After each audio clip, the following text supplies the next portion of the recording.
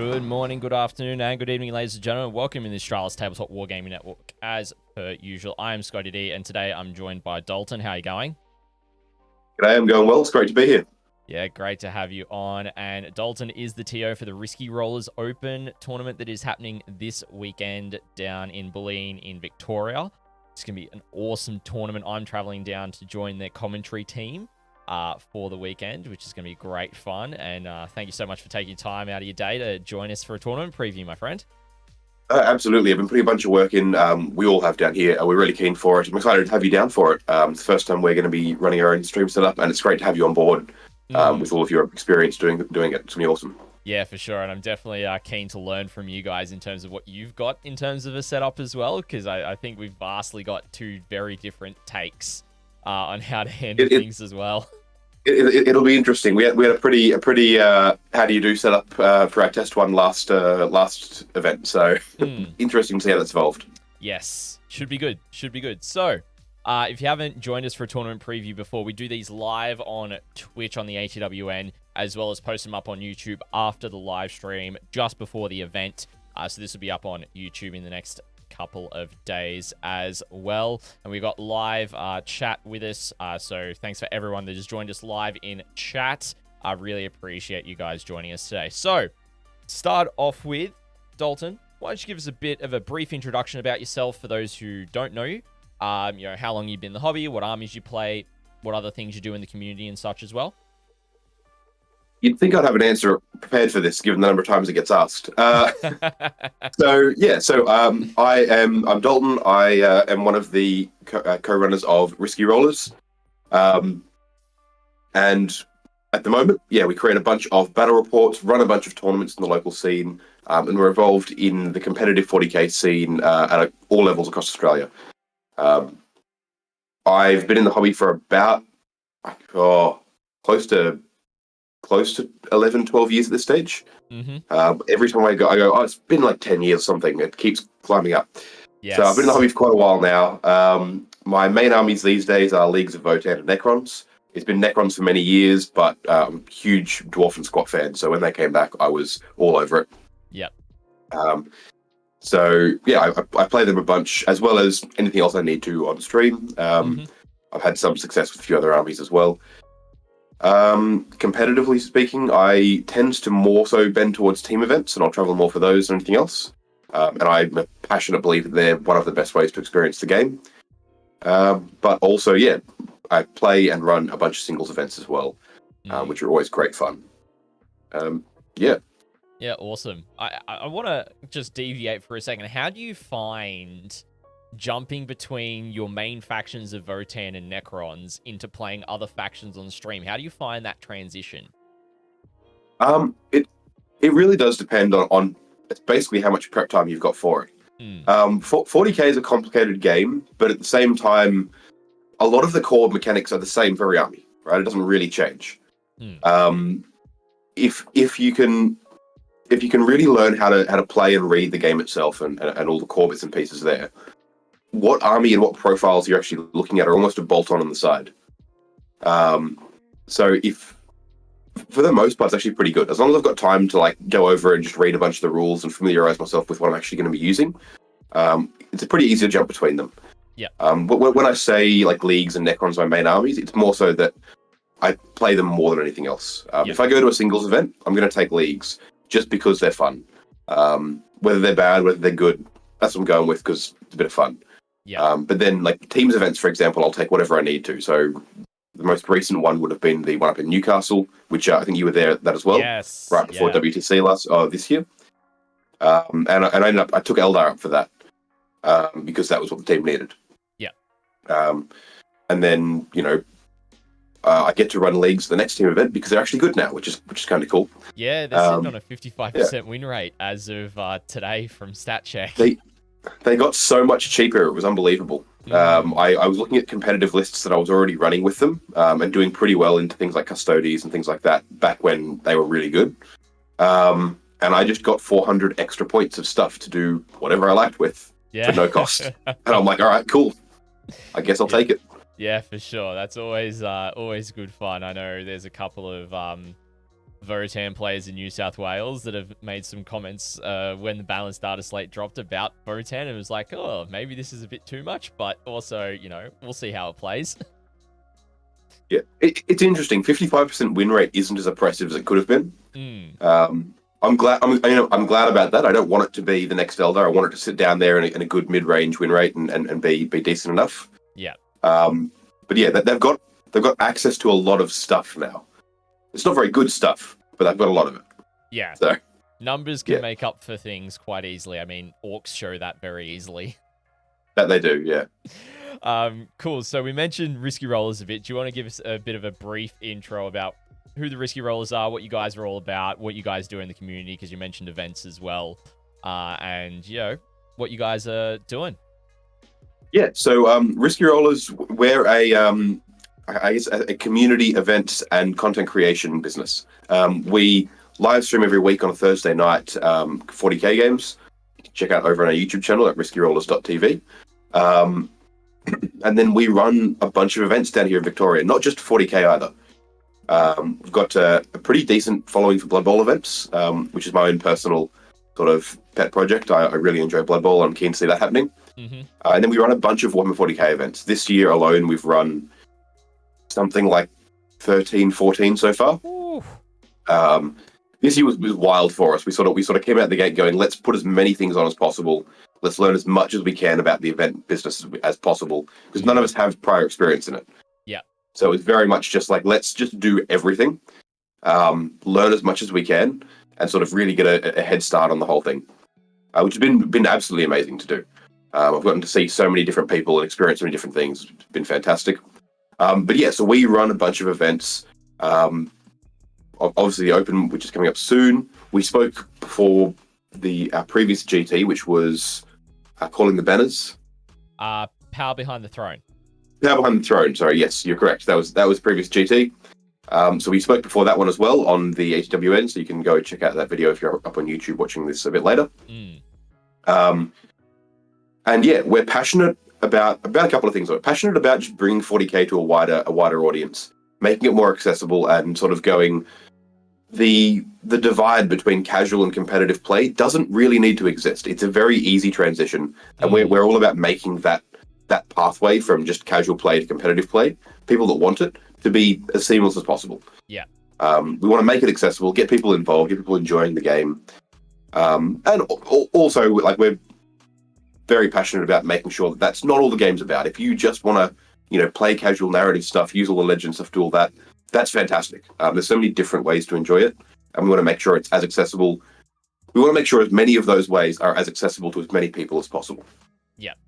100% agree with that from my own TOing experience and running events and such as well. Very, very much aligned with that same sort of thinking. Even when it comes to the content here on the ATWN. Hopefully we'll get to the point where we do very similar, just in different forms. So, because, the competitive side of the game is really so much fun. But also, there's different ways you can play. You can play different points levels. You can play, I know GW are now doing the bunker missions out in the White Dwarf. Yeah. Those I've read a few of those because the guys that I'm handing over the escalations to locally, they're going to use some of those, and some of them are wacky. It's so much fun to see some. I've got a personal love for all of the custom missions and things people can come up with. And the bunker missions are very tame by comparison sometimes to what people come up with. But I love homebrew missions and homebrew rules and things like that. Having a few mates around, cracking a few cans, and going let's come up with some silly narrative scenarios that are just cool. They're not balanced. No one cares. You're telling an awesome story, and everyone's having a fantastic time. It's a great way to spend an evening. Yeah, 100% agree. Because, that's, I've, one of the books that I've read is Armies, Legion, and Hordes by Dave Taylor from Dave Taylor Miniatures. And he talks about, right at the start, that there's a lot of different areas in the hobby. Some people might enjoy just the camaraderie, some might enjoy the building and the conversion work, some enjoy the painting, some might just enjoy playing the game in general, some might enjoy attending events. And everyone's got a different range of what they enjoy, and that actually does change over time as well, because Dave uses himself as kind of an example in this case, where he's like, this is what I was, say, back in 2013, and this is what I am now at the time of writing the book. And it's vastly different, different percentages. And so you know, all these different aspects of the hobby is what makes this hobby so great, in my personal opinion. Absolutely. Cool. So we're gonna jump in a bit to talk about the Risky Rollers Open GT, which is happening this weekend, which is awesome. We're gonna pull up the players pack on screen for everyone. There we go. So, do you want to give us a bit of a run through about the tournament format, any key notes you want to make note of, and we'll then also transition to talking about the missions and the terrain layouts as well. Yeah, absolutely. So the Risky Rollers Open is essentially it's our flagship GT. Obviously it's the name set. Well, it bears our name as the headline, and it's designed to be like the culmination of our like competitive, both our actual competitive tournament circuit, which we run over the year, but also just a nice round out to the year of competitive 40K down here in Victoria. So this year we're running it. It's a 5-round GT. Nothing too crazy about that. It's 3 and 2. We're using the WTC FAQs for terrain and for the core stuff, following on from the Games Workshop FAQs, all at TO's discretion. Being the end of the year and being sort of the finale, so to speak, this is also where we're the most harsh on all the requirements we put in the player pack, to the point where, you know, one of the things I keep bringing up and making sure people are aware of is things like if I'm walking around and I see something that's not what you see, not WYSIWYG, not proper painted, the base is wrong, that kind of stuff, you'll be asked to take it off the table. Like, we're at that end of the year at this point. I've been very lenient all year and just encouraging people to get in and get playing, but this is the competitive event at the end of the year that goes, you come in, you play with the right stuff, you play hard, this is competitive 40K through and through. Yeah. So yeah, I'm keen for that. As I mentioned a minute ago, this is also the culmination of what we've been calling the Risky Rollers Championship Series. So this is a series of 5 events. It's 3 GTs, including the Open, and 2 TTs we've run throughout the year. That we've basically been tracking people's progress, tracking people's scores and results at each one, and then weighting them based on a system of how many of the good players at each event do they have to play into, and then weighting their best 3 scores higher. And then basically the winner of that, at the end of the series, will win the Risky Rollers Championship Series, which we've got a shield being done up for that and all that kind of stuff. Awesome. That we're hoping to add to each year and have up in the studio. And basically the idea with that is, like, we've fronted at the start of the year, we fronted a big cash prize of $2,000 for it, and we went, come along to as many events as you can, you know, do your best, come in well, and then at the end of the year, the person with the best scores across all the events takes out the grand prize. Yeah, that's awesome. So that's in addition to the Open. I always stress that it's in addition, because the Open is a completely normal functional GT, and that does not take away from the way we run the Open or the prize support for the Open and anyone who performs well at that. Yeah. It's an entirely separate thing, but it is very cool and exciting that we're now reaching the end of the first year we've run that. So yeah, we're keen for that as well. Yeah, that's awesome. Love to hear, because it definitely like brings this vibe of like the, you know, you've heard of, I'm not sure if you may have heard of the Bay Area Open, how they've got the Belt of Russ, for example, or you've got the trophy from LVO, like, and they'll have those name plaques on there. Like that kind of vibe. I love that. Yeah. So it's good to have something to carry on year and just see who wins throughout all the different years and everything over time as well, which, yeah, love it.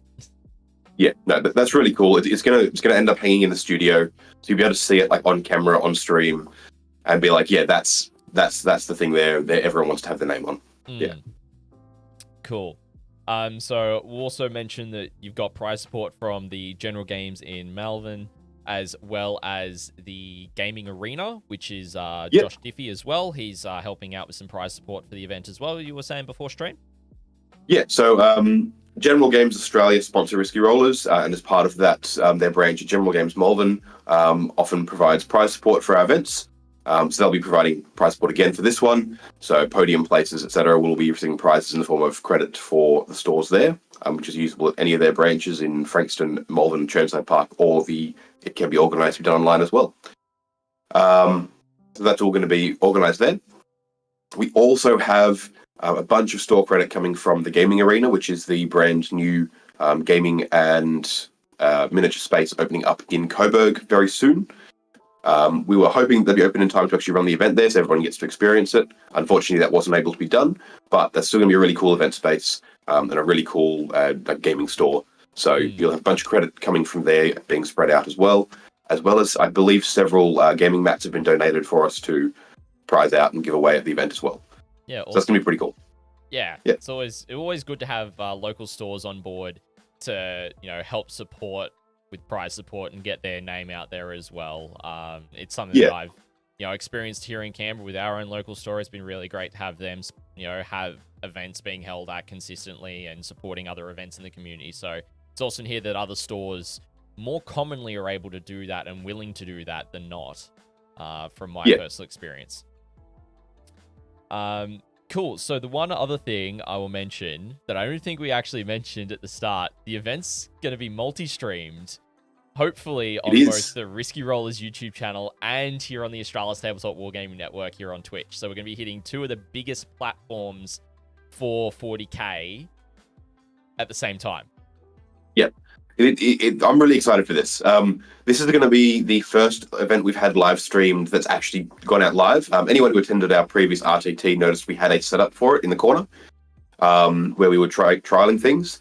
But that was, of course, all privately streamed. That was just us working on the setup, making sure we could work out a bunch of the bugs and kinks with that. But the Risky Rollers Open will be live streamed on the ATWN and on Risky Rollers YouTube channel. So please do make sure, if you're not going to come down to the event, which you're more than welcome to do, spectators are welcome. I had someone ask if they needed to buy a ticket to come and watch, and I'm like, no, just rock up, have a beer with me. It's going to be awesome. But if you're not going to come down and watch, make sure to tune in at some point. Chat to us, chat to Scotty on Twitch, on YouTube. It'll be everywhere. We're going to be pushing it real hard. It's going to be awesome. I'm excited to get people to actually just come and be able to see what this sort of event looks like and how it's run. And get to see people enjoying like competitive N40K. Yeah, 100%. And you've still got tickets available for the event as well, I believe. We do. So we had a bit of a delay with a couple of things with the venue and with getting the the terrain and mission pack out. So we've pushed list submission back to tomorrow night. So list submission isn't due until Wednesday night at 11:59 p.m. That's when I'll be locking it. So until then, you can still buy tickets. Tickets are available from dicearcade.com.au /events, I believe. So it's under their events tab for the Risky Rollers Open. You can still buy tickets. You can still sign up in BCP. As long as you get your lists in by midnight on Wednesday, you're in. And yeah, awesome. So, and for anyone who's still confused about when it is, it's this weekend. It's the 11th and 12th of November at the Manningham Hotel and Club in Bulleen. Yeah. So if you're interested, if it sounds like a good time, or if you want to try your hand at a sort of competitive N40K, make sure to grab a ticket and come on down. Yeah, it's definitely going to be a great event. And I had a little bit of a squiz at the venue as well when I was doing a little bit of research. It looks like it's actually a premium venue. Yeah. It was a late decision for us to go with, but I'm actually like kind of happy with it. It's a really nice space. They do fantastic catering there as well, so the food's going to be real good. Yeah. We provide lunch at all our events, that kind of stuff, because we don't want to force people to have to run away from the venue and then come back in like the half an hour break that we have, that kind of stuff there. Yeah. So catering is going to be, pardon me, catering is going to be great. The venue itself is really premium, and then if you're hanging around there, a bunch of us are going to hang back Saturday night, drink beers and eat food and hang out and stuff after the event. So it's such a perfect space for it. Yeah, 100%. I will definitely probably be joining you guys for that Saturday night. It'll be good to absolutely hang out, have a drink or two, and just chat, not just the day of 40K that's been on stream and been happening in general, but just get to know you guys. Just hang out as mates. Just chill. Yeah, exactly. Absolutely. Cool. So, how many players have you actually got signed up currently, or tickets? So BCP currently has 23 signed up. We have 26 tickets sold last time I checked that. So I think between 26 and 30 is a pretty good estimate for player numbers. Yep. So yeah, it's pretty good turnout for it, especially with the late change in venue. We can go up to 32, I think, for a 5-round event. Yep. Before it starts getting weird with multiple undefeated players at the end. Yeah. So yeah, no, that's pretty good. There's some big names coming as well. Yes. So I'm very interested to see how this plays out. We've got, if you have for me to move on to talking about who's coming.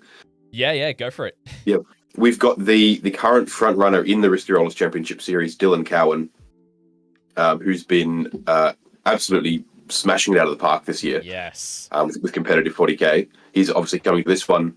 We've also then got a few names who are some of the few people that have actually managed to take spots from him before. We've got both Reese Cunningham and Dean Sinbeck, who, if you're at all into competitive 40k, you'll know those names.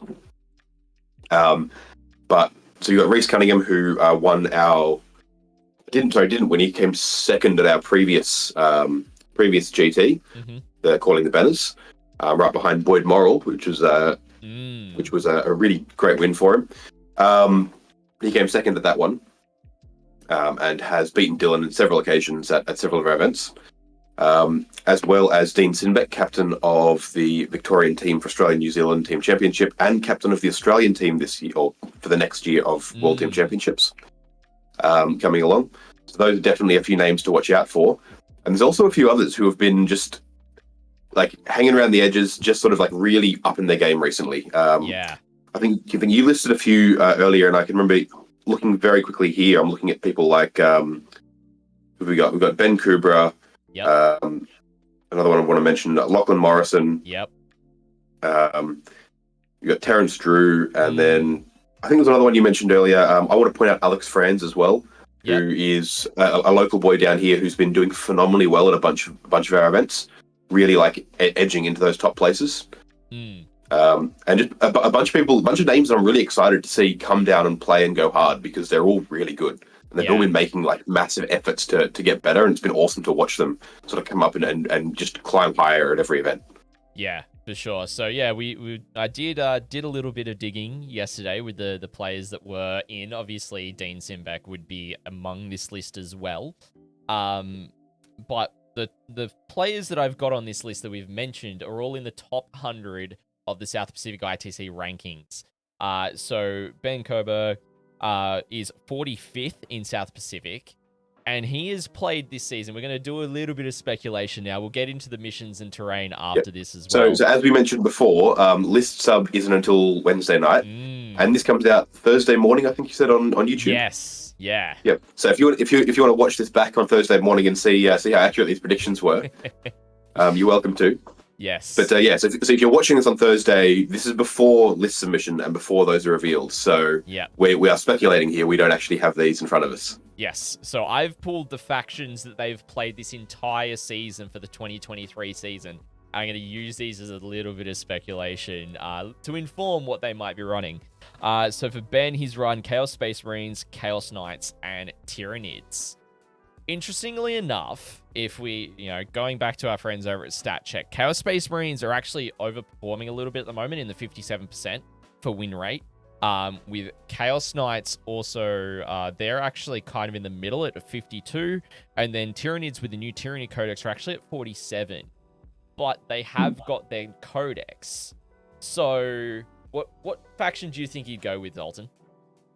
Well, so there's one thing to consider there with Tyranids, is that there's a couple of different lists that I've seen people running. And I would argue the 47% is probably being dragged down by an overrepresentation of new players. In the same way that we had Necrons and Space Marines are always dragged down a little bit because more people play them than anything else during night because they're in the starter boxes. Yeah, I suspect a lot of Tyranid numbers are sort of going to be dragged down a bit just by virtue of you're going to have hundreds and thousands of new players playing just them because that's what they've got, and not doing well just because they haven't got the experience and the years in them. And I don't think that the win rates for NIDS and Space Marines this early, especially with the Codex, are going to be indicative of how well they actually are performing. Yeah. So I suspect NIDS can do quite well. I've seen two big builds being like the big bugs, almost Chaos Knights in NIDS. Yep. So there's that build there. And then, of course, you've got Gaunt Carpet, which is doing well by virtue of just basically a stat check on infantry. One end of the spectrum is Chaos Knights, where you're doing, all right, stat check on can you deal with 13 War Dogs, 13 Titan chassis. And if you can't deal with that, well, that's it, game over. But then the other end of that, because people need tech to deal with that, is, well, can you deal with 300 Gaunts on the table? Do you have enough shots for it? 40 of which can return to the board every turn. Yeah. Like, so there's this really interesting both ends of that skew spectrum happening there. And I wouldn't be surprised if we see a few NID lists that bend towards that. Yeah. Ben plays a really tight game. I haven't seen him play too heavily towards the Horde end of the spectrum previously yet. So potentially that might discount that. And given that he's got the Chaos Knights experience, I'd expect that rather than the big bug NIDs. Okay. So potentially could see him on the Chaos end of the spectrum with Chaos Knights. Chaos Space Marines have like a couple of builds that are very similar. They're built around a big bomb of Terminators or Possessed, sometimes both. They just want to spring forward up the table, do a bunch of damage, and then just basically have this whole board control thing happening with the Obliterators. I could see that, but I think my prediction would probably be closer towards the Chaos Knights end of things. Okay. I personally going to go for a little bit of a mix here. I'm going to go CSM with Chaos Knights. Okay, we a little bit of an allied tech in. Yes, I reckon we might see 1 or 2 Chaos Knights in with the CSM, just for that little bit of stat check factor. Because the War Dogs can be quite, as you're saying, quite tough to deal with. If you've got to deal with them on top of then an Abaddon Brick of Terminators and a Possessed Bomb, it's like you've got to deal with so many wounds at like toughness 5, toughness 6, and higher. You might not even have enough firepower to deal with multiple threats of that at the same time. Yeah. So that's a really interesting list, because you definitely then bend heavy on not having a lot of support for it. Yes. You very much dump all your points into your Possessed, your Terminators, and your War Dogs. Yeah. Or maybe your Chosen. I don't mind Chosen over Possessed sometimes. I have seen... But even then, you're still dumping 400 points into that unit. Once you Yeah. add characters and a Rhino and all that kind of stuff.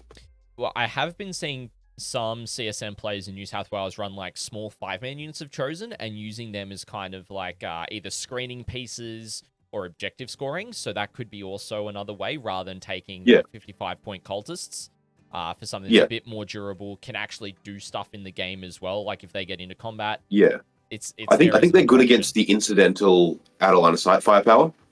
Like Chaos Knights are fantastic against things that have little screens because they just Havoc launcher them to death.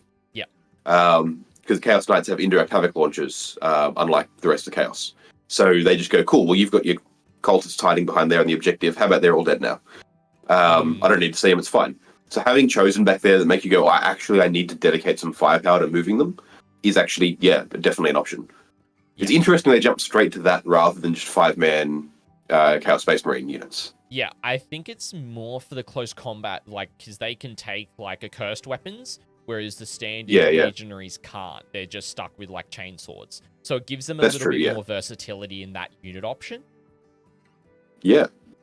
It's an interesting tech. I'll have to give it a try sometime. But, it'd be interesting to see if that's the way they go. Because taking in the Chaos Knights there as well then makes it a really hard list to deal with. You've got tough and choppy screening units pushing up. You've got 2 big brick threats up the middle, and then you've got 2 presumably the firepower ones would be the way I'd go for Chaos Knights for that to add the extra heavy weapons. That's what I'd be anticipating as well, because you'd probably take them in place of Forge Fiends or Obliterators. Yeah. I think you'd be in place of Forge Fiends. Your Obliterators, I think you still want on the table. They're so versatile if you had a line of sight once per game with all those weapons profiles. But that's really interesting. And Deep Strike as well. I've seen some players open up a pocket. Those Oblits come in, if in the midfield, more towards your opponent's deployment zone, and they just wreak havoc. Yeah. Quite literally. Yeah. Cool. So next up, we've got Dylan Cowan, who is 6th in the South Pacific ITC rankings at the moment. He has been an absolute beast this season. He has been topping events and playing real hard. So the factions he's played Iron Hands, he's played Dark Angels, Tyranids, and Eldari. Now, I will note he's only played the Eldari once, and I believe it may have been for a Teams event. Maybe. He's also played Necrons. Ah, Necrons as well. Okay. I had the pleasure of attending the Newcastle Teams event with Dylan Cowan on the team for the Risky Rollers team. Yeah. And he played Necrons with us there. Right. Yeah. Cool. Okay, that was one that I missed. Maybe there was more events down the bottom that I didn't see. So really interesting. We just had the Marine Codex drop, and there's still a lot of sway in terms of what people are running. A lot of the detachments that people are starting to kind of figure out the tech on. The two more primarily used ones are either the Vanguard, which is you send an infiltrating unit forward, or you've got the vehicle heavy detachment, Yep. which is very that Iron Hands build, running Tech Marines, Dreadnoughts, that kind of Yeah. style. And I think the Gladius is still favored heavily in a lot of teams events as well, where you need the flexibility of a list. Yeah, and personally as a Marine player, I do enjoy the Gladius a lot more when you're trying to build a take all comers style list, because it does give you that versatility in a singles environment. But of course the stat check of just being like, here's a bunch of vehicles, toughness 10, toughness 11, can you deal? Is, again, as we were saying with Knights, it's a very similar thing, but then they've got the Tech Marines that are 55 points now to just go, hey, here's D3 wounds and +1 hit back. Yeah.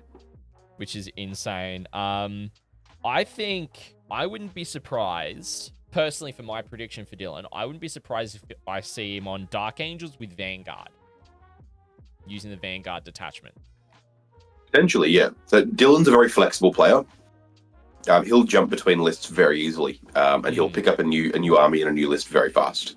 I've watched him switch between them and do it, and it's very impressive. So I'm hesitant to go, he'll play the same thing as last time, because he's very capable of just jumping in something new and absolutely smashing with it. Yeah. Previously, he ran Tyranids with their codex at our RTT a few weeks ago. That was before the Marine Codex came out, so I know he's been keen to dive into that and see what Marines can do. So I wouldn't be surprised if we see him on a variant of Space Marines, trying that out. I'm not sure Dark Angels would be the choice in particular. Potentially he'd be looking at more generic Marines. Yep. Unless you could definitely tech into like Deathwing Knights and the Lion and that kind of stuff there, which are very powerful options for them. So I think it'll depend on how he wants to play for the weekend. But Space Marines as a whole, I wouldn't be surprised with. Vanguard does suit how he's played previously a lot with Space Marines, where he wants to be very aggressive, very efficient, and very precise with his screening units and his board control. So Vanguard would definitely suit him. But again, like it's hard to lock it in, because he could rock up with a left field list full of orcs and still do well with it. Yeah. So yeah, he's just one of those players that can just pick something up and just do well with it, by sounds. Yeah, absolutely. Cool. Then next up, we have got Lachlan Morrison. Now, he's one of the Ballarat boys. He's 44. He's a mad lad. Yeah, I've had the pleasure of meeting him a couple of times. He's a really solid guy. He personally has played Iron Hands, Genestealer Cults, Leagues of Votann, and Imperial Knights this season. So he's jumped around a couple of factions, which are all kind of at different points. Votann sitting at that 55%, as we said previously. Imperial Knights aren't doing so well at 44% currently. Genestealer Cults did take a little bit of a hit in the last balanced data slate, but they're still doing pretty well at 52%. And then, of course, New Marines, so we can't really judge that too heavily just yet in terms of their win rates. But being Iron Hands specifically definitely leads towards that Iron Hands focused detachment as well. Yeah. That's an interesting one. I want to say Leagues of Votann, because I just want to see more of them on the table, because they're awesome. Yeah. And I could definitely see that being played. If he's played Iron Hands, presumably that'll be in last edition, in 9th edition. Yes. When it mattered which chapter you were. So having played them previously, Leagues play kind of like a Terminator heavy Marine list at this point. Their Terminators feel like 9th edition Terminators, in that they're not as tough as Terminators are these days. But they have a lot of the things in common there.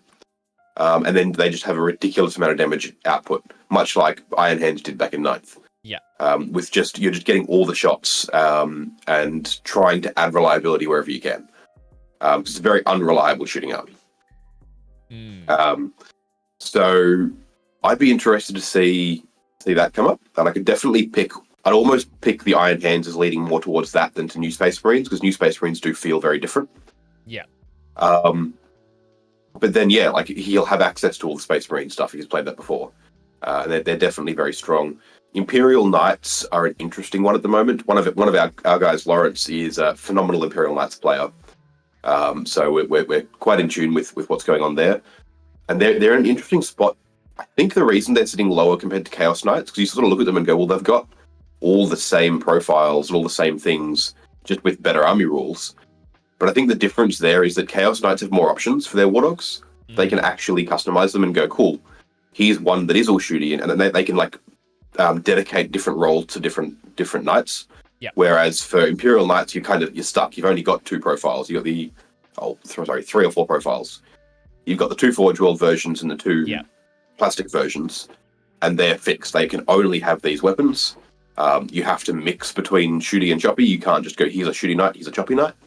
Yeah. And that does hurt them because you're running a mixed role army when you want to be able to dedicate half your army to push forward and half to sit back and shoot stuff.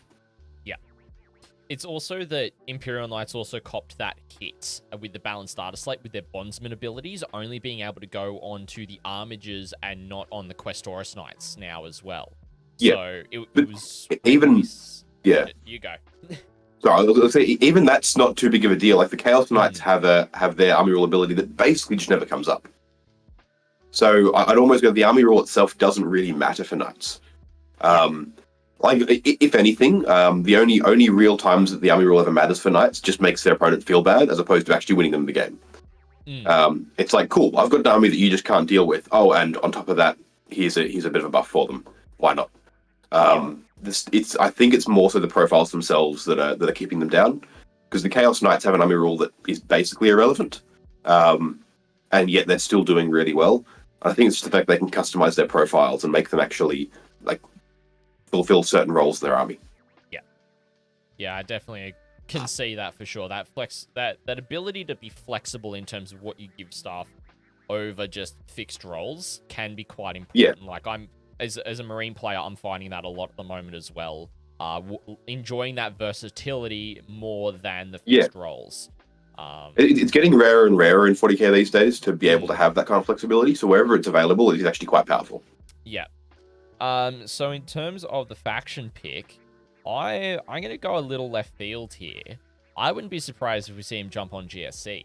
And the reason why I say GSC is because they've kind of fallen out of the meta a little bit, and so players might not be as prepared for them as they say would be, Eldari that's at the top of the moment, followed by Black Templars and Chaos Space Marines. They might be more taking into focusing on those factions rather than GSC, and so Lachlan could come in with GSC and just remind people as to why they're the way that they are.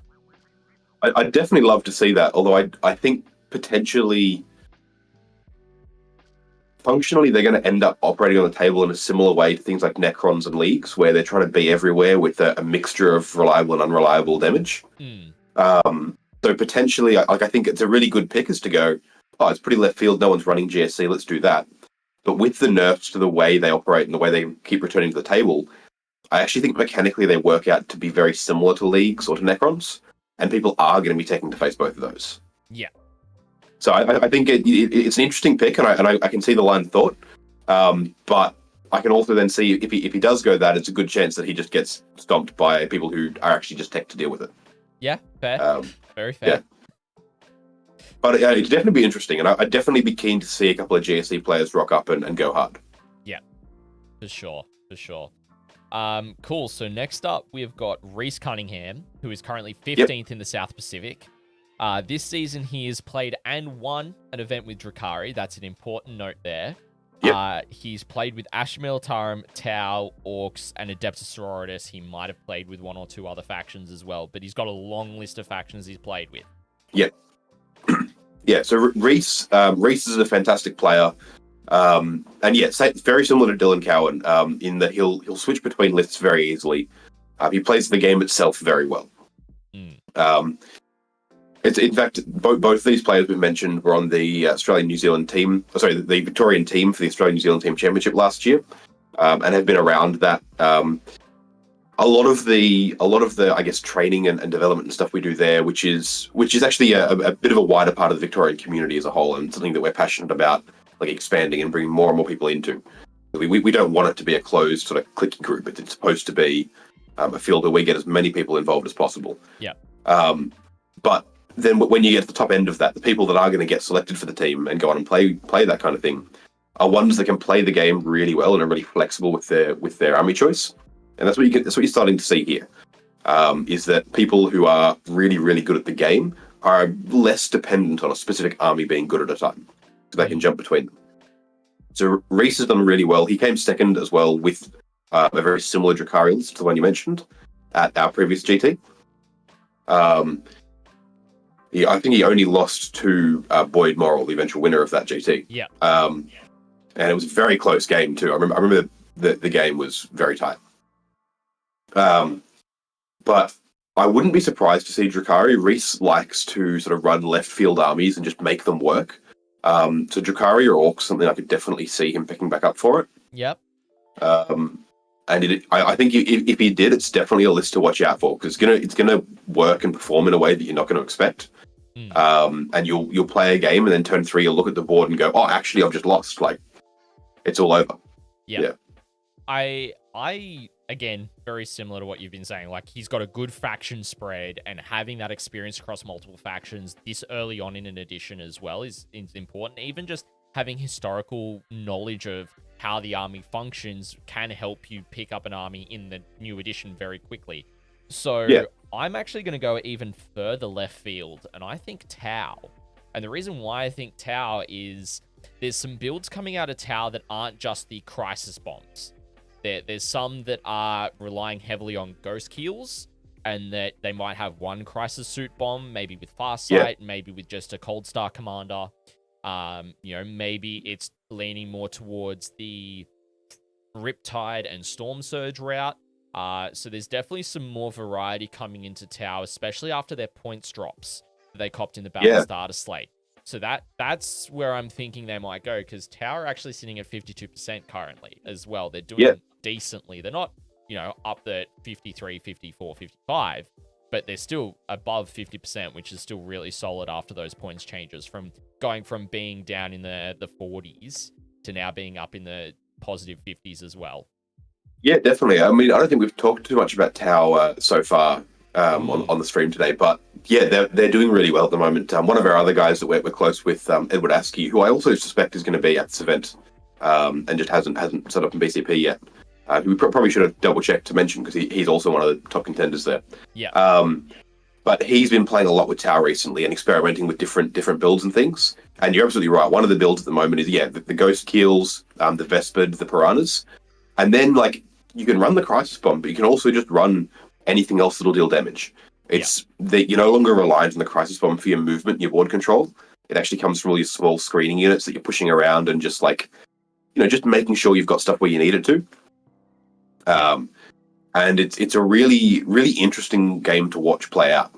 Actually, I think that's a really good pick. I wouldn't be surprised if Reese comes to Tau. And we've got a pick from chat from Law Griffith suggesting Reese playing Sisters, another decent left field one. Potentially. Potentially. There's been a lot of talk about Sisters recently down here. I wouldn't be surprised if he's bringing them out to try. I know he was painting some a little while ago, so I don't know whether or not he's aiming to get a whole army done for something, or if they're just he's working on some stuff there. Yeah. But it could definitely be interesting to see if he pulls Sisters out. We've of course got Jerry Martino down here in Victoria, an absolutely superb Sisters player. Yeah. So he's definitely got the wealth of experience there to learn from and to pick the brain there if he's going in Sisters. Yeah, and Law Griffith just said it's Lawrence from the Risky Rollers team. Hey Lawrence. And he's also said Dylan's still being on NIDS as well. He could be, yeah. Yeah. And that'll be interesting.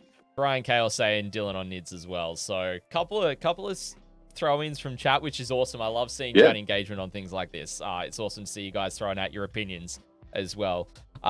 Cool. So the last player we have got, at least that I've done research on, obviously we've got Ed in there and Dylan, Dean, and a few others that we can discuss kind of loosely too. So Terrence Drew is currently 24th in the South Pacific for the ITC rankings. He's only played 2 factions and only won in 10th. Yeah. Played Space Wolves in 9th and Deathwatch Yep. in 10th. Yeah. So it'll be really interesting to see how he does at the event. Terrence Drew, I don't think I've seen him for a few months now, actually.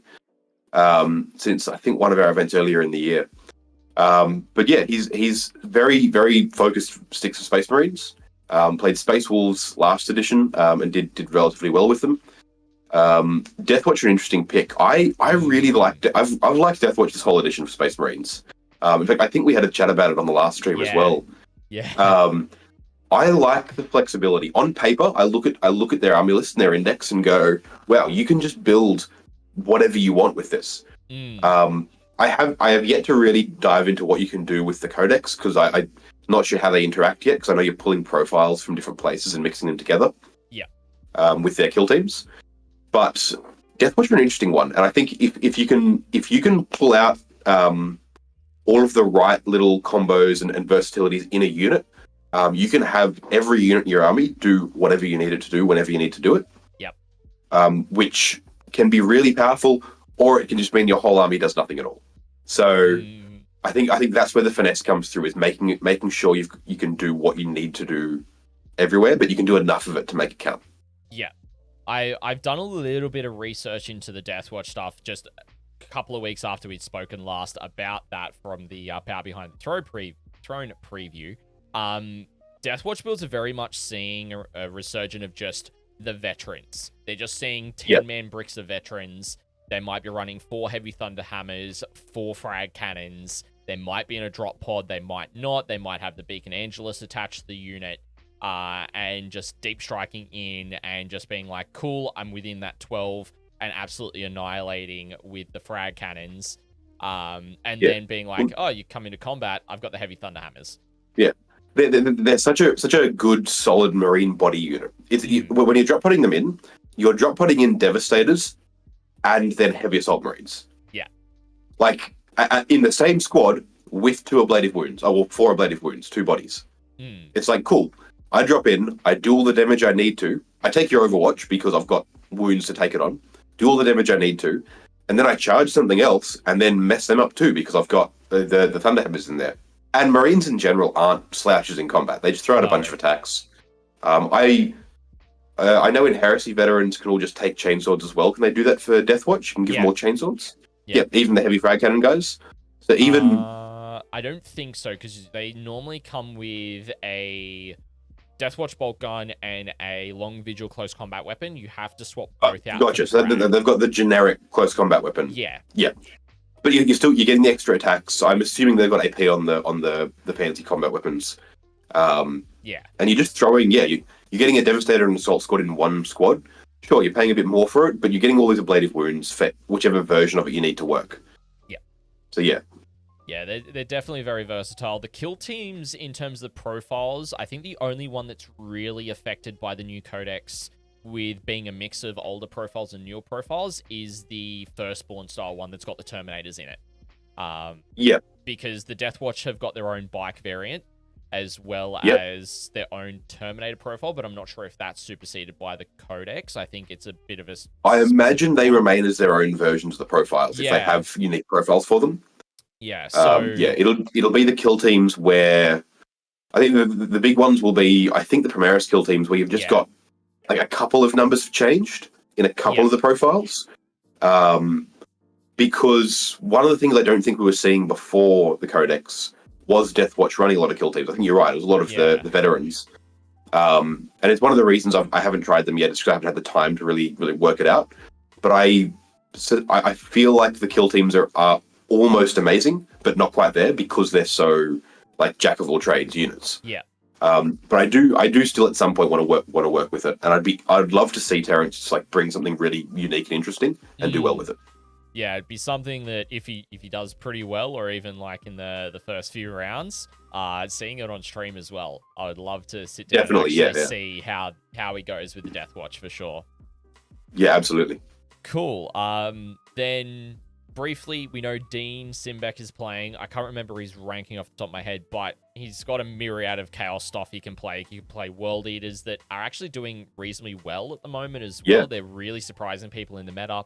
Or he could pivot into just Chaos Space Marines that, as we've said, are doing really solidly at the moment. So either one of those two, he can pivot into either at the moment's notice. So it's really hard to pick whichever one he'll go with, in my opinion. Yeah, you go either of those. He's got access to a bunch of other armies as well. I've seen him play like Necrons, and I've seen him play different Space Marine variants as well. So it's not impossible for him to go for one of those. But I suspect, World Eaters or CSM will be the way that he'll turn. Potentially World Eaters, we haven't seen them do super well down here recently. I think just by virtue of lack of representation in a lot of ways. Yeah. But they're a very strong army right now, and they throw up a problem that people haven't had to deal with in 10th yet, which is a melee army that can actually get close enough to you to make it work. Yeah. They do what all the melee armies want to do, and now that Custodies aren't sitting there slapping them back down every time they get into combat, they're a real problem. Yeah. And Brian just mentioned in chat the World Eaters just had a giant weekend because Anthony Vanella over at the Cali Cup took World Eaters and went 9-0 with it. He won. Well, there you go. Yeah, I mean, they're fantastic. So that kind of thing there is the kind of thing we want to see for them. They're a surprisingly in-depth army for something that you feel should be very one note, because they've only got like 5 units or something like that. Yeah, but the way you actually run them ends up with this overlapping field of buffs and stuff moving forward. It's actually a really interesting one to play and a terrifying one to play against, as they just sort of rush across towards you, and you've sort of got to, pick your poison essentially. What am I going to die by? Is it going to be Angron and his Brick of Terminators with him, or is it going to be the 8-bound and the Master of Executions on that side? And then something's going to kill me, and I just basically have to choose which one. Yeah, pick your poison. Yeah. Cool. And then we've got Ed, who is I'm not as familiar with what he plays. I know previously at the Steel City Teams tournament he did play GSC from memory. So that's he was playing GSC there.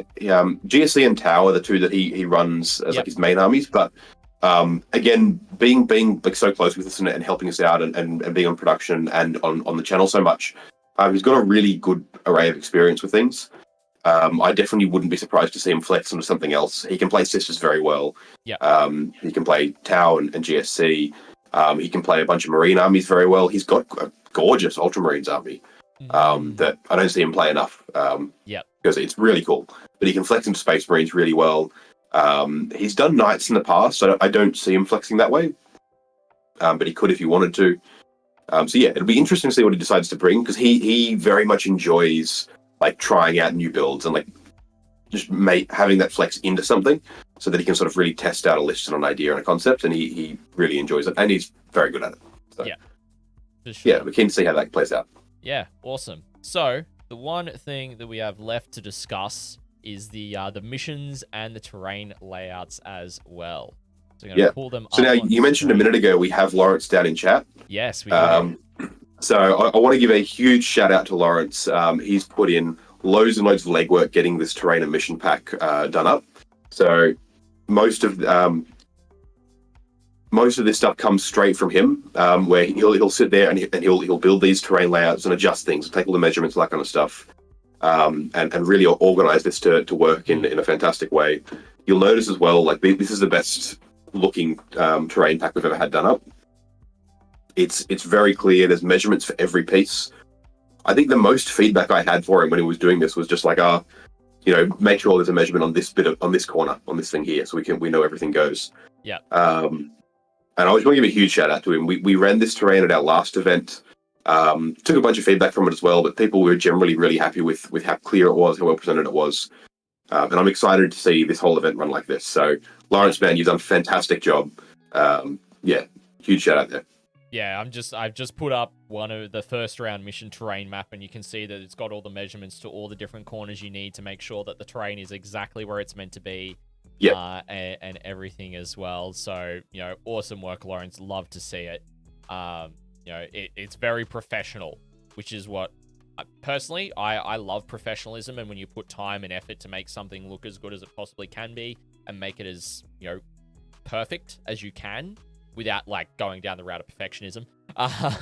It's solid. I love it. Yeah. One of the other things I'm excited to try out on the stream on the weekend is this should be capable of being overlaid over a table on stream. So we should be able to actually see this on camera and go, here's where everything's supposed to be. Here's the layout. Here are all the measurements for things.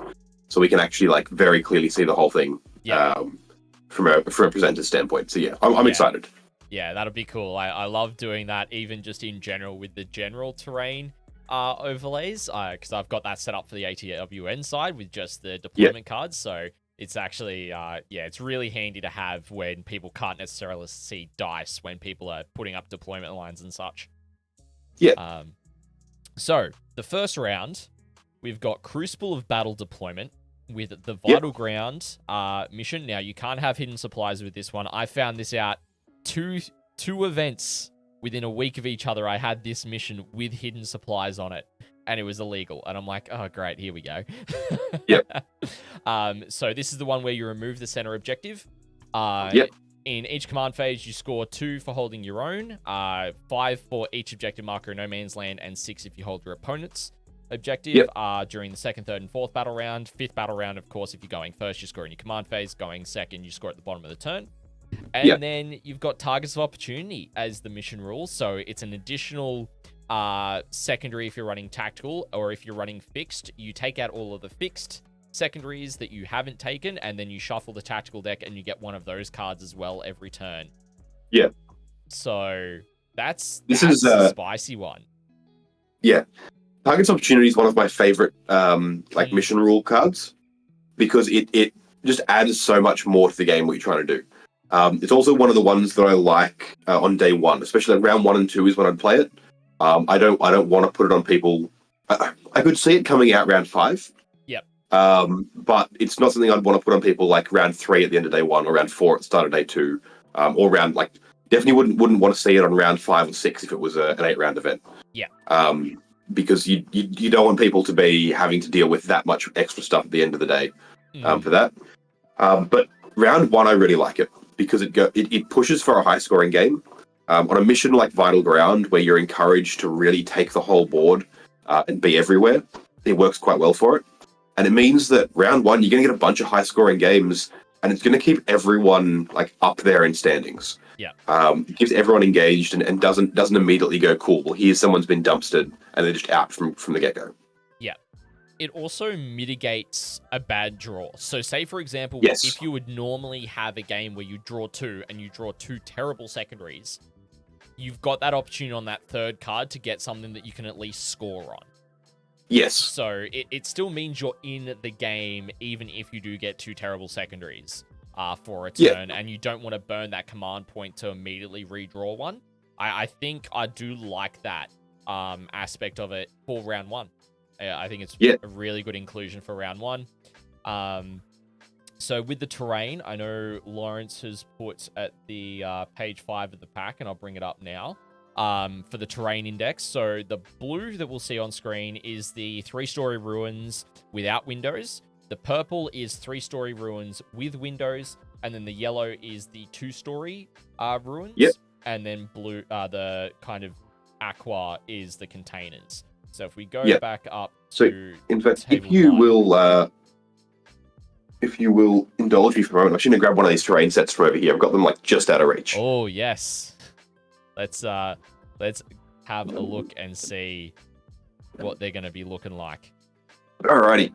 So these are terrain sets designed in conjunction with miniature scenery and Blog for the Blood God. And they're basically the density terrain sets from miniature scenery. Yep. They're WTC style without being exactly the same. Yep. And we have supplemented them. Each terrain set is just one of those sets with an additional pair of small buildings, the 2-story ruins. Yep. Nice. So the 3-story ruins without windows are these. They're big L pieces, no floors in here, and no windows on the outside. They're completely flat. And these have I believe it was 9.5 by 11. Oh, sorry, that's not right. The 6.5 by 11 inch footprints. Yeah. These are the big blue ones. Then you've got the 3-story with windows. which are these ones here. There are Yep. windows on the top floor, nothing on the ground floor, and you'll note they've got 2 upper floors here. Yep. So you can stand on top, you can stand in here, and this here is just under 5 inches, so you can get up there quite easily. Yep. Cool. There you go. And then finally, the small buildings are these ones here. So these are the same footprint size as the tall ones with the windows. Yep. Being the 9 by 5 or 9.5 by 5. Yep.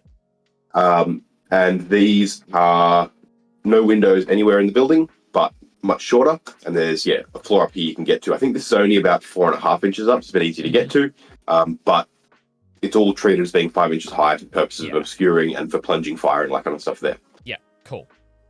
So those are there. And then the crates are too high, of course, and they're crates. They're fairly standard. I think they're pretty straightforward. They're tall enough for plunging fire. They're not obscuring because they're only crates. Yeah, perfect. But yeah. Yeah, and I've actually seen that set on miniature scenery, and I'm like, oh, I might get a handful of those myself when it's really good. Get some tables. We've just ordered a whole bunch for General Games in Malvern as well, so we're going to have a bunch of like competitive terrain down there too. Yeah, nice. So in the deployment zones, you've got 2 of those fully obscuring L's on the objectives, but also there's angles that you can get onto those as well from no man's land. Yep. You've got the 2. You've got to work hard to get out there, but there's places you can get to them. Yeah.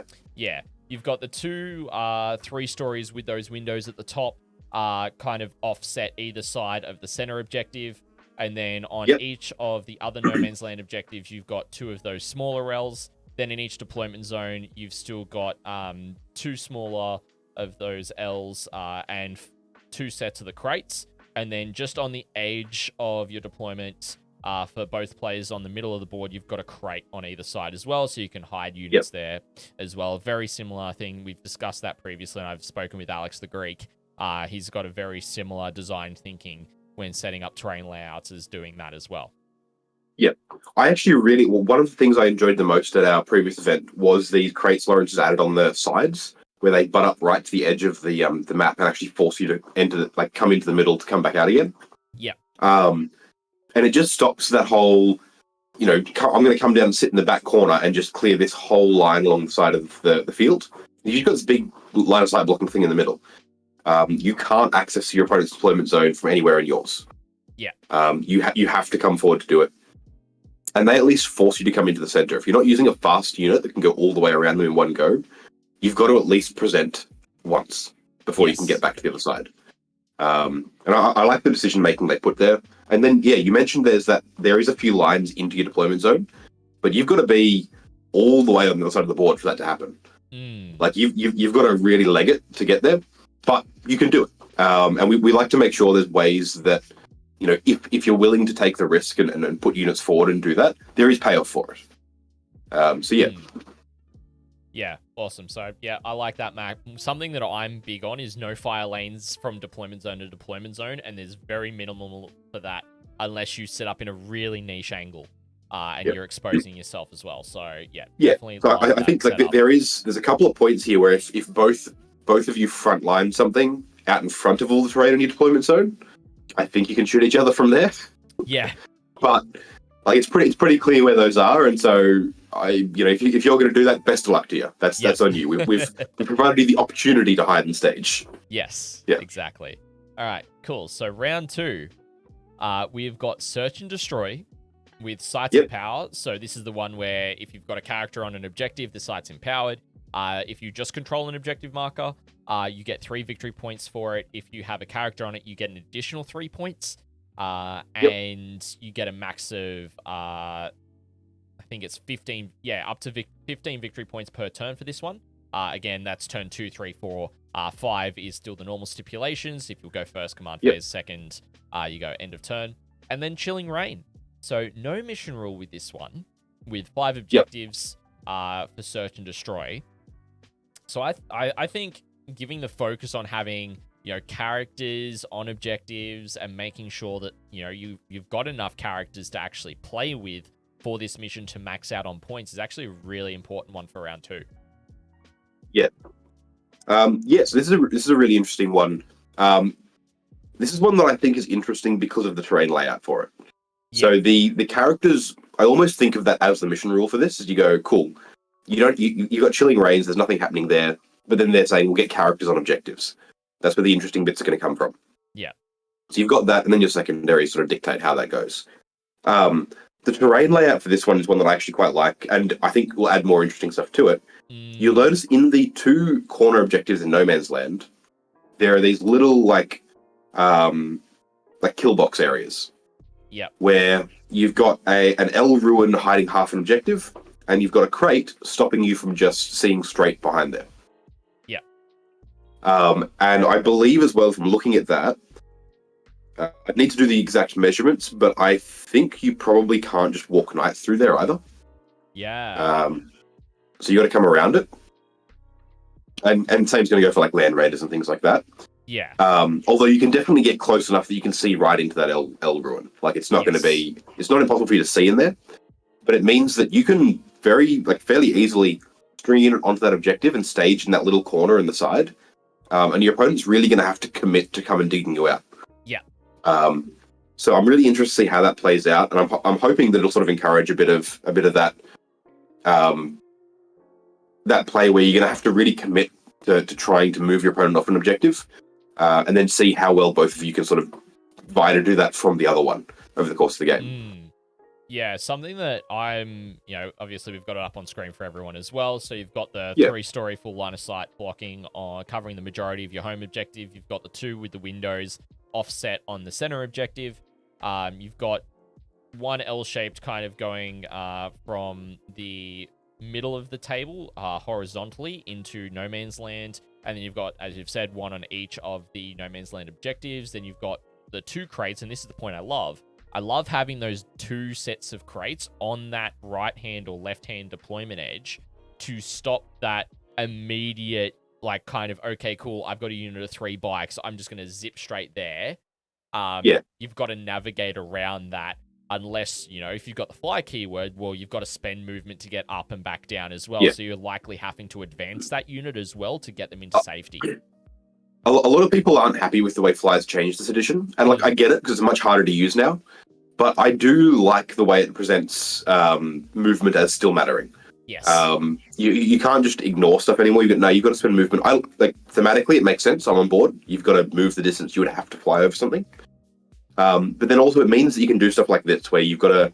There's places like those crates where fly could be useful. Probably you're going to get more movement out of it than going around.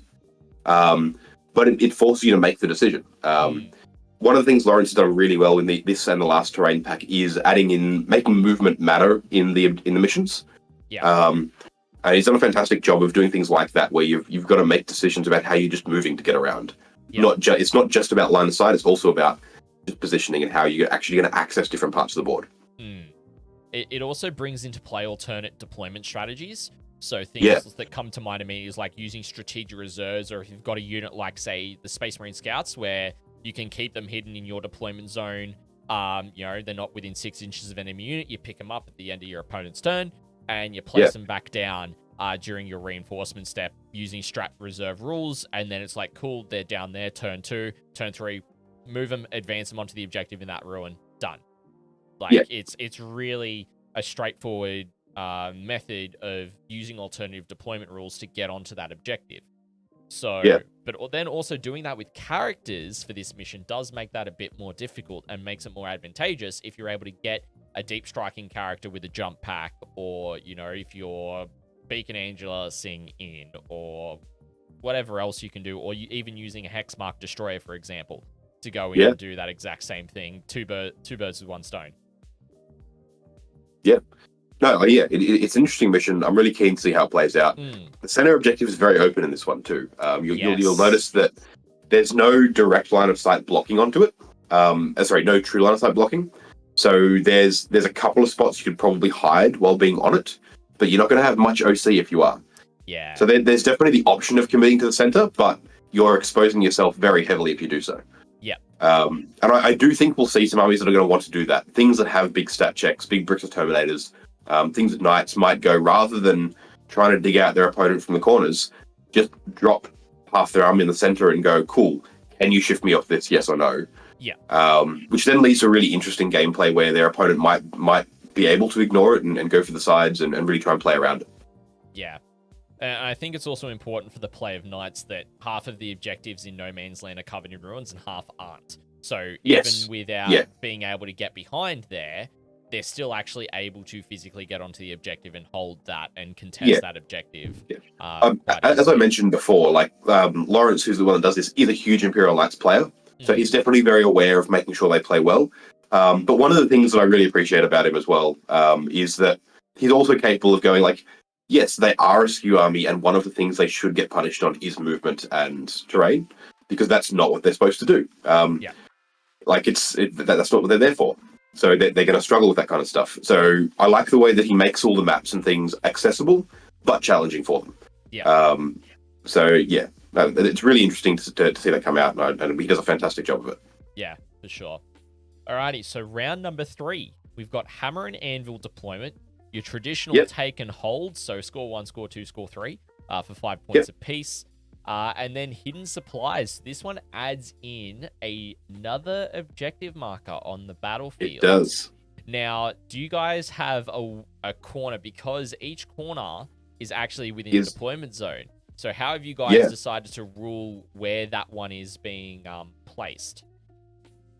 Off the top of my head, I believe we're ruling top left to bottom right from the orientation you're seeing on the map. Yep. The worst part is I had a conversation with Lawrence about this, and I've forgotten exactly what we decided on. I believe that's the way that's splitting. So you'll end up with the same sort of thing as in the last one. You'll end up with objectives that are half in terrain and half out in the center there. That's why those two big center L's are placed where they are. Yes. Yeah, I definitely see that. So we've brought that up on screen. So yeah, definitely leans more towards that on screen bottom left, top right. But it'll be like when you rotate it 90 degrees, so it's portrait instead of landscape, it'll be that top left, bottom right. So you've got If you're putting it up that way, then yeah. So you've got the 3-story ruins with the windows in the center there, which will half cover those objectives and half not in the open. You've then got the other two on the top and bottom with both an L just on it with like a little bit of the corner and then a container kind of covering a little bit of it on each end. And then you've got... So they're going to be doing the same thing as the center one in the last round, which is being fairly exposed. You can definitely control it while hidden, but not with a lot of OC. And then you've got 2 of the smaller L's on the home deployment objectives with the half towards the front as well, with the L being more towards the back. You've got on the top left, bottom right, you've got those containers that are 2 there as well for some good line of sight blocking to be able to hide. And then offset on that more on your deployment line, you've got those 3-story full line of sight blocked ruins as well. Yeah, so this will be an interesting one for staging. The terrain in the deployment zone is very spread out. There's a lot of it there, and there's no good lines to get to any of the big buildings and the big L's we've got there, so you can definitely hide in them. But they're going to be spread out, so you're going to have to sort of split your army up early and then be able to either bring them back together or spread them out further, carrying on through the board. Something that you could even see is one player potentially just doing a refused flank kind of approach and just focusing on one half of the table and just going, I'm just going to go for the center, my home deployment, and say the bottom objective. There's a really interesting phenomenon with Hammer and Anvil deployments that you'll see a lot, which is that over the course of a couple of turns, they tend to turn into another deployment. Yes. So it's exactly what you're talking about. The refused flank is a very common strategy with them, and it'll often see players quickly pick up what their opponent's doing and go for the other one. And then if you come round in like round 2 or turn 2 or 3, you'll often sort of be like, oh, was this the Angle deployment? Was this the search and destroy? Like you can't tell very after a little while. But it's definitely built to allow that. But then, as we mentioned, those side objectives are fairly exposed, and the fact there's going to be 2 objectives in the middle does mean that you do it's a decision to go for the sides because you kind of want to go for the middle as well. Because it means that you're denying your opponent their center objective whilst holding your center objective, and then you're also getting good lines of fire on at least one middle objective. If you can then control the fire lane for that other one, you could, potentially be able to, like, your opponent gets it for one turn. That's it. And you deny them those points from there on out. They've got to spend more resources to go and get that objective again to score more points. Yep. Going back to that idea from the last map as well of the little kill box with the 2 crates and the small ruin, you'll notice that the more accessible ones to each player then give them a good line onto their opponent's center objective. Yeah. So there's definitely rewards for like making sure you're pressuring your opponent back off those side objectives as well, just to protect your own center. Yeah. And again, like that idea of that kill box of like, this is going to be somewhere where your opponent can really dig in and make it really hard for you to get rid of them. So you have to be able to commit to it. Yeah. Makes it so it's interesting. Again, going back to making it a really interesting split for where you're going. The only sort of difficulty with that is navigating between the crates and the buildings. If you're wanting to sort of, push forward and garrison that side with your own army, you've got to make sure, again, you're going around the big crates. Yeah. You can't just walk through them like you can for the walls. But your opponent's definitely got the option then to stage inside their big L ruin and then push forward and try and move you off. Yeah. So there's some good play and counterplay in there as well, which is really good to see with this one. So then going up to round number 4, we've got the Crucible Battle Deployment with the Priority Targets mission. So this is you score 5 points for each objective, up to 10 victory points per turn for each one you control during your command phase. And this is including Battle Round 5. So both players score in the command phase in Battle Round 5 because you score an additional 5 victory points for each objective you control, up to 15 per player at the end of the battle as well. And that is how you get up to max there. With Secret Intel. So this one is where each player, in each player's command phase, the first time that player draws a secondary mission card that phase, that player can draw 1 additional mission card, then discard one of their active secondaries. So this is, again, very similar to what we were talking about with Targets of Opportunity. It does help that filtering a little bit to kind of go, okay, cool, I don't like either of these. I'm going to draw that additional one, and I'm going to discard one. Yeah. So it's a good bit of like just card control without optioning 3 complete secondary objectives for you to score. Yeah. You'll notice as well the terrain pack for this one, the map is the same as round 1. Yeah. Given that it's the same deployment setup. Yeah. So this will be a really interesting one. I'm really keen to see how gameplay changes between round 1 and this mission. Given you're on the same tables, you've got the same terrain, very similar mission rules. The only difference being you need to stick around to the end of the game. Yes. I think what will change about this one is players, you might see players actually conserving a bit of resources. Being able to, like, particularly if you've got fast units, like, say they've got some bikes or Wind Rider jet bikes or Outriders, like, anything that moves, like, 12 inches with a guaranteed 6-inch advance. I think if players have teched into that, you might see them conserve those resources until that round 5, or even round 4 if they're going first, to then move on to that objective for round 5, be able to score it. If their opponent doesn't have the resources to get up there and take you off, that effectively is 10 points from turn 5 and end of game for like a 100-point unit, maybe 95-point unit, however much it costs. So it'll be really interesting to see how the resource management part of the game goes with what players bring for this mission. Yeah, I as I mentioned, it's one of the most interesting parts about running tournaments and doing this. So I get to see a bunch of people play these games and play these missions, trying out these different strategies and different ideas. And the fact that this is so similar, but then so subtly different to round 1, I think it'll be really interesting. I like that we've got secret intel for it, because it's I'd almost say it's a better like secondary generation than just draw 3, because it gives you control over it. You're not wasting a secondary slot with it, or at least you should be wasting one less often. Yeah. As you mentioned before, if you draw 2 and they're both bad, well, it's fine, you get to draw a third one. In this one, if you draw 2 and they're both bad, you still draw the third one, but you can get rid of one of the bad ones. So you're not wasting a slot on an objective that you could be scoring. You're utilizing a larger percentage of your secondary capacity. Yeah. It also means you're less inclined to use the new orders stratagem to conserve some CP. Yeah, absolutely. The fact that it only happens once per game as well means that when it's used in this mission, it's going to be really impactful, because it's going to be that one secondary where you're like, this one specifically, I definitely can't do, or I definitely need to redraw. So yeah, that'll be interesting.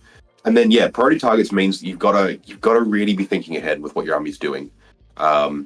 It's a fairly common mission to see crop up, so I'm expecting most people to have it built into their lists, the capacity to do it. And I'm really, really interested to see how it plays out. People have experienced the terrain by now. They've experienced like different versions of it. They've experienced this exact map. They're going to know how it plays. They're going to know where to hide stuff, and they're going to know how their opponent's going to hide stuff. And they're going to be able to predict what their opponent's going to do. So they're going to have to really double think around, or think around how their opponent, second guess what their opponent's going to do. And it should make for a really interesting movement game for this one. I think the movement game a little bit will also be determined by secondaries. Because if a player draws something like a tempting target, or something like deploy teleport homers, or the one where you have to secure the 6 inches within the center, it's really going to force people to have to go, well, if I want to score points here, consider I'm not getting as much on primary during the game and it's more end game, they have to actually use their resources to then also go out and get secondaries. So it's going to be this tempting really target is one of my favorite secondaries, because your opponent gets to use it not just to make the secondary hard for you, but to make the whole game hard. One of my favorite things to do with a tempting target isn't to choose the one they're not going to score, but to choose one they can if they commit somewhere, and force them to have to make a decision. I always look at it and go, if you can ever force your opponent to make a decision, good or bad, like whatever they choose is irrelevant. The fact you're forcing them to make a decision is what's valuable here. You learn about how they're playing. You learn about what they're prioritizing for their game. You can force them to make a bad decision. You can see them make a good one, and then you go, cool, well, I know that's how they're going to play that. And that factors into how you're playing the rest of the game as well. So, like, having your opponent pull out tempting target early on in a mission like this is really good. Another one that you could just draw this, and I've speaking with some of our viewers, they've drawn it in the first round of a game, and it's really, like, put them on the back foot immediately. And this is where the draw an additional and discard would come into play, is drawing something like Overwhelming Force. If you've got top of turn, you draw Overwhelming Force. It doesn't have the stipulation like some of the others where if you draw this first turn, redraw and just, reshuffle that one back in. It's just, you're just stuck with it. So if you draw that, it's like, cool, you can get rid of it. But also if then your opponent hasn't necessarily got as much of an objective and you need to kill stuff on there, or they're more in hidden spots, like on those 2 angled offset ones, not the center, it means you've got to go hunting for them. It's a really interesting one early on in the game as well, because again, it forces you to have to commit if you want to score it, and it gives your opponent some control over what it is. One of the interesting things you can do. A lot of different armies, like Eldar are the obvious example, but I think so do Tau, so do a couple of others, have the ability to move during your opponent's turn. Letting your opponent set up to target a unit and then moving off an objective with it for Overwhelming Force is a really fascinating way to just like really mess up the game plan for them. And seeing that happen and seeing someone and having to plan around it and seeing someone forget to plan around it is always amusing, but also a little bit like, well, like, that's the way the game goes sometimes. Like, you've got to remember your opponent can do stuff, and you've always got to be careful about it. You can always ask. It's one of those missions and one of those things where you've always got to remember what to ask your opponent. You've got to make sure to go, hey, is this something you have the capacity to do? What sort of things should we be worried about for this kind of stuff there? Awesome. So then the last mission we've got is the Sweeping Engagement. So this is Angled Dawn of War, with one of probably my favorite primary missions in the game, which is Purge the Foe. It's old school as it's kill 1, kill more, score 1, score more. Very old school ITC. You get 4 points if you kill 1 unit, 4 points if you score 1 objective. You get 4 additional points at the end of the battle round if you hold more objectives than your opponent, and 4 points if you kill more than your opponent. So you can get up to 16 victory points in a single turn, or single battle round, I should say. And then Chosen Battlefield. So this is where the players get to set up their own objective markers. This is what I affectionately refer to as old school 40K mission. You set up your own objectives, you plan kill points. It's fantastic. I'm excited for this mission. I've played a few games with this setup, with this these cards. It's always good fun.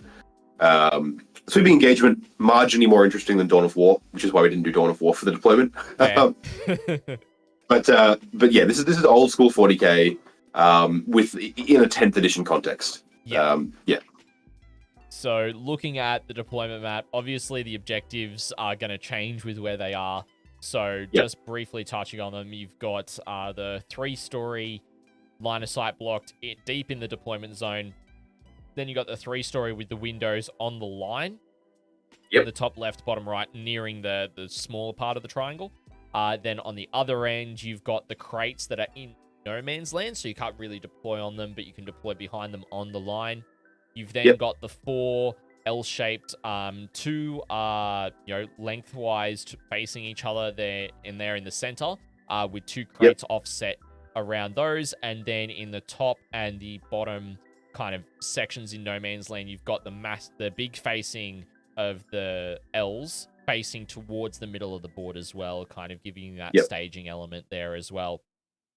So this terrain map is a slight adjustment of when we used it the last RTT, where I think we've shunted around a couple of the buildings, adjusted a couple of the measurements, but it's basically the same as I think round 3 from fixed bayonets.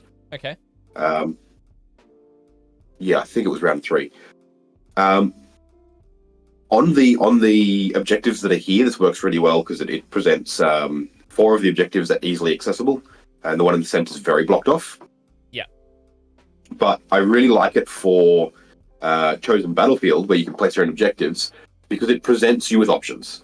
You've got 3 completely line of sight blocking buildings or line of sight blocking bits of terrain in your own deployment zone, but you can only place 1 objective there. So you've got to choose how you're setting your army up, where you're planning to go, and I believe you start. Hold on, you double check that. You roll off, and you alternate setting up objectives, starting with the winner. So one player has to place the first one, and then you go back and forth. Someone is going to place the last one, and the last 2 are usually deployment zone ones. So you're going to have to sort of think and guess where your opponent's going to be going. You can use, if you're the one placing 2 in no man's land, you can really sort of stack one side of the field and try and force your opponent to go somewhere. And yeah, so it's almost the inverse of player placed terrain. Yeah. Is this one. You've got a fixed terrain layout, and we try and make sure there's as many options as possible. And then you've got to place where the objectives go. Yeah. The one thing that makes this interesting is I'm not 100% certain off the top of my head whether you, with the placing of the objective markers, is that's done from memory before you determine who's attacker and who's defender. I believe so, yeah, because it's normally set up before the game starts. Yeah. So you don't know who's going first.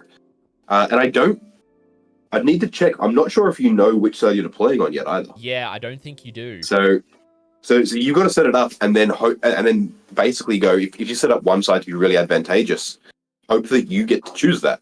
Yes. Yeah. So it's a really interesting one. I like this in a skew matchup where you've got 2 lists that aren't even. Yeah. Because you can very much set up a table that favors, or at least hopefully would favor you in both matchups, and your opponent's trying to do the same thing on both sides of the board. And then you get to play it out and run into each other and see how it works.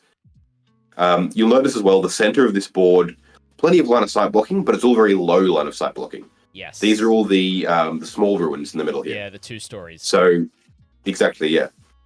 So there's definitely a lot of firing lanes there if you're willing to jump up a level onto the next floor, and get good lines of fire everywhere. Yeah, I think this will be one of the. I think out of all of the missions, and this one being for round 5 will be the most interesting mission to watch, from a viewing standpoint. This is a mission that gives the players the most agency out of any of the missions we have here. Yeah. Which is why it's there for round 5. Is we go, this is the time where you've got the best players of the event playing each other. Everyone's sort of nutting out their final placings and where they're going to stand. This one gives them the most freedom, the most ability, the most flexibility that they can have, and it goes, you prove why you're the best at this game. Yeah. At every level of the game. So yeah.